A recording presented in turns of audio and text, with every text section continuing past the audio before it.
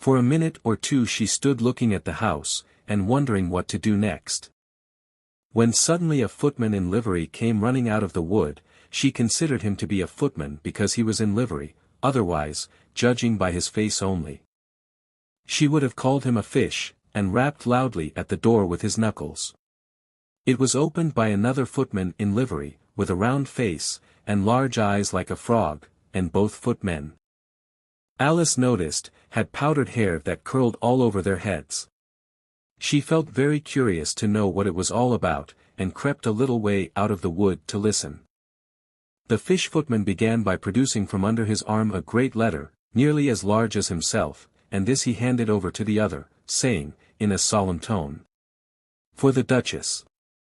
An invitation from the Queen to play croquet." Original children's illustration by John Tenniel of Frog delivering letter from Alice in Wonderland. The frog footman repeated, in the same solemn tone, only changing the order of the words a little, from the Queen. An invitation for the Duchess to play croquet. Then they both bowed low, and their curls got entangled together.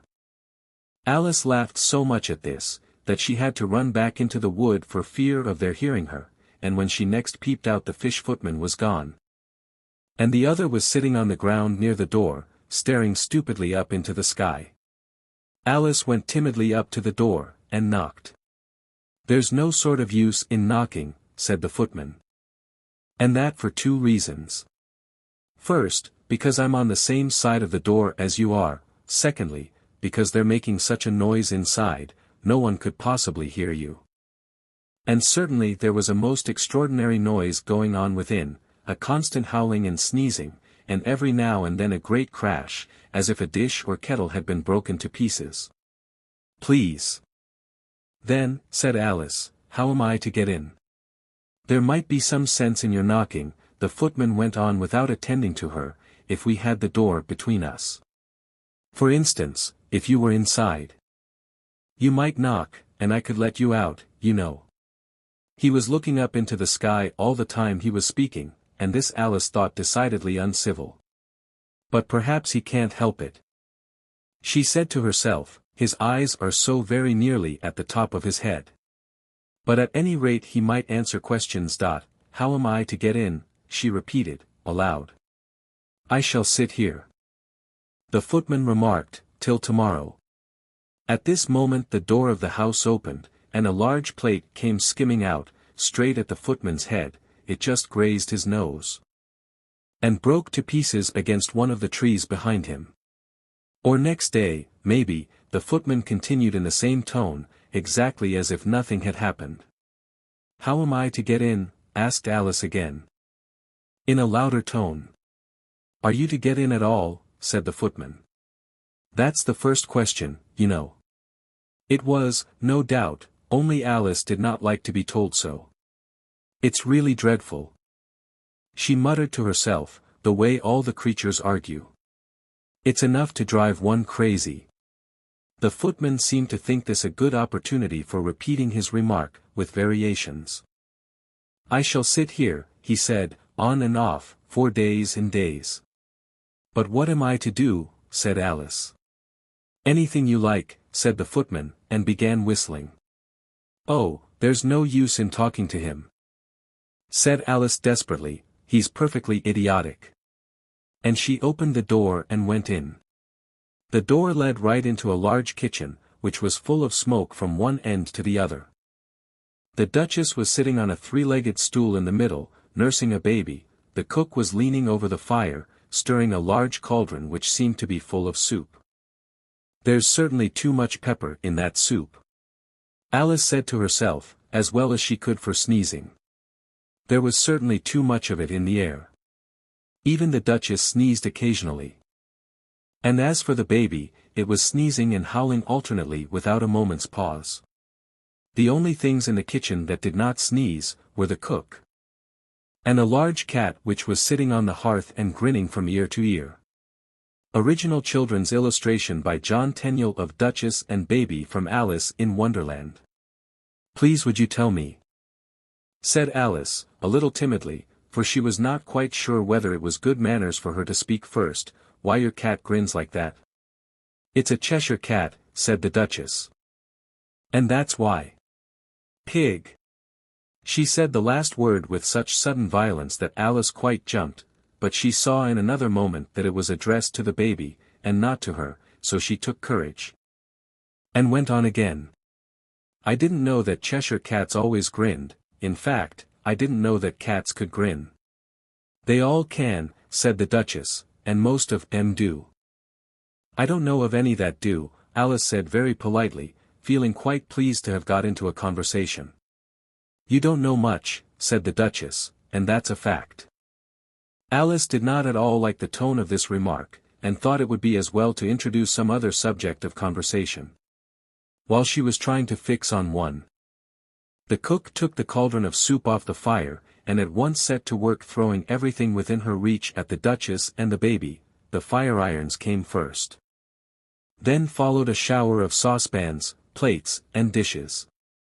The Duchess took no notice of them even when they hit her, and the baby was howling so much already that it was quite impossible to say whether the blows hurt it or not. Original children's illustration of Peppa Pig from Alice in Wonderland. Oh, please mind what you're doing, cried Alice, jumping up and down in an agony of terror. Oh, there goes his precious nose, as an unusually large saucepan flew close by it, and very nearly carried it off. If everybody minded their own business, the Duchess said in a hoarse growl, the world would go round a deal faster than it does. Which would not be an advantage, said Alice, who felt very glad to get an opportunity of showing off a little of her knowledge. Just think of what work it would make with the day and night. You see, the earth takes 24 hours to turn round on its axis. Talking of axes, said the Duchess, chop off her head. Alice glanced rather anxiously at the cook, to see if she meant to take the hint, but the cook was busily stirring the soup, and seemed not to be listening, so she went on again, 24 hours, I think, or is it 12? Oh. Don't bother me, said the Duchess, I never could abide figures.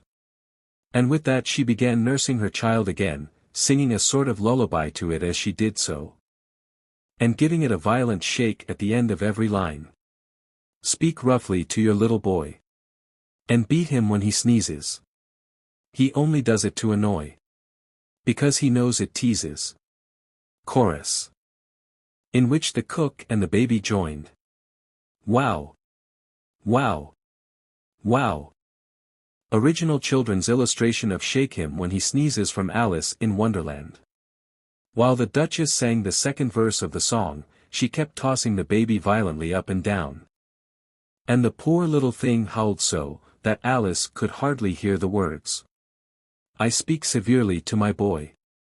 I beat him when he sneezes. For he can thoroughly enjoy the pepper when he pleases. Chorus. Wow. Wow. Wow. Here. You may nurse it a bit, if you like, the Duchess said to Alice, flinging the baby at her as she spoke. I must go and get ready to play croquet with the Queen. And she hurried out of the room. The cook threw a frying pan after her as she went out, but it just missed her. Alice caught the baby with some difficulty, as it was a queer-shaped little creature, and held out its arms and legs in all directions, just like a starfish, thought Alice. The poor little thing was snorting like a steam engine when she caught it, and kept doubling itself up and straightening itself out again, so that altogether, for the first minute or two, it was as much as she could do to hold it. As soon as she had made out the proper way of nursing it, which was to twist it up into a sort of knot, and then keep tight hold of its right ear and left foot, so as to prevent its undoing itself, she carried it out into the open air.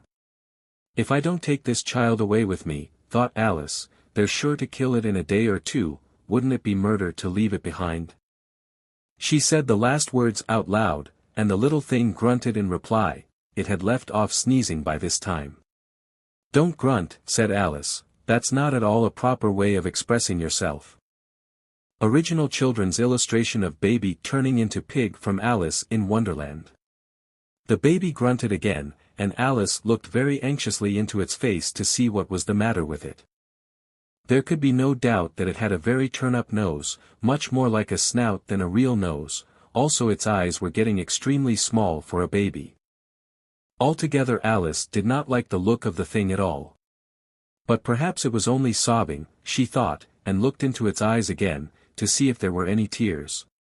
No, there were no tears. "If you're going to turn into a pig, my dear," said Alice, seriously, "I'll have nothing more to do with you. Mind now." The poor little thing sobbed again, or grunted. It was impossible to say which, and they went on for some while in silence. Alice was just beginning to think to herself, "Now, what am I to do with this creature when I get it home?" When it grunted again, so violently, that she looked down into its face in some alarm. This time there could be no mistake about it, it was neither more nor less than a pig. And she felt that it would be quite absurd for her to carry it further. Original children's illustration by John Tenniel of Alice and Pig Baby from Alice in Wonderland. So she set the little creature down. And felt quite relieved to see it trot away quietly into the wood. If it had grown up, she said to herself, it would have made a dreadfully ugly child, but it makes rather a handsome pig, I think.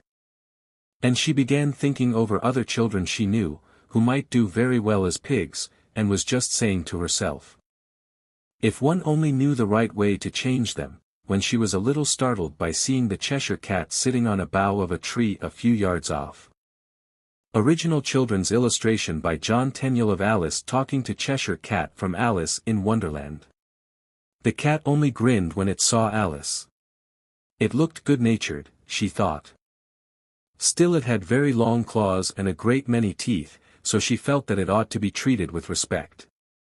Cheshire Puss, she began, rather timidly. As she did not at all know whether it would like the name, however, it only grinned a little wider. Come, it's pleased so far, thought Alice, and she went on.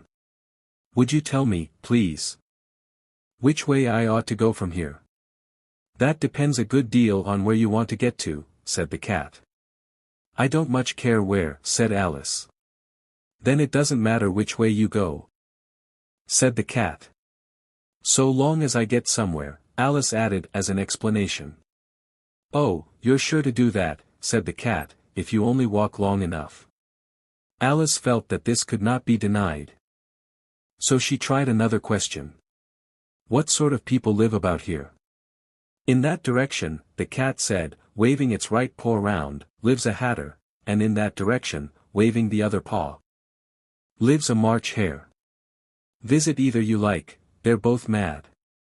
But I don't want to go among mad people, Alice remarked. Oh, you can't help that, said the cat, we're all mad here. I'm mad. You're mad. How do you know I'm mad, said Alice. You must be, said the cat, or you wouldn't have come here. Alice didn't think that proved it at all, however. She went on, and how do you know that you're mad? To begin with, said the cat, a dog's not mad. You grant that? I suppose so, said Alice. Well, then, the cat went on, you see. A dog growls when it's angry, and wags its tail when it's pleased. Now I growl when I'm pleased, and wag my tail when I'm angry. Therefore I'm mad. I call it purring, not growling, said Alice. Call it what you like, said the cat. Do you play croquet with the Queen today? I should like it very much, said Alice, but I haven't been invited yet. You'll see me there, said the cat. And vanished. Alice was not much surprised at this, she was getting so used to queer things happening. While she was looking at the place where it had been, it suddenly appeared again. By the by, what became of the baby, said the cat. I'd nearly forgotten to ask. It turned into a pig, Alice quietly said, just as if it had come back in a natural way. I thought it would, said the cat. And vanished again. Alice waited a little, half expecting to see it again, but it did not appear, and after a minute or two she walked on in the direction in which the March hare was said to live. I've seen hatters before, she said to herself, the March hare will be much the most interesting, and perhaps as this is May it won't be raving mad, at least not so mad as it was in March." As she said this, she looked up, and there was the cat again, sitting on a branch of a tree. "Did you say pig, or fig?" said the cat. "I said pig," replied Alice. "And I wish you wouldn't keep appearing and vanishing so suddenly, you make one quite giddy." "All right," said the cat, and this time it vanished quite slowly, beginning with the end of the tail, and ending with the grin, which remained some time after the rest of it had gone. "Well, I've often seen a cat without a grin," thought Alice, "but a grin without a cat.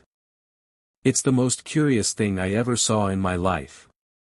She had not gone much farther before she came in sight of the house of the March Hare. She thought it must be the right house, because the chimneys were shaped like ears and the roof was thatched with fur.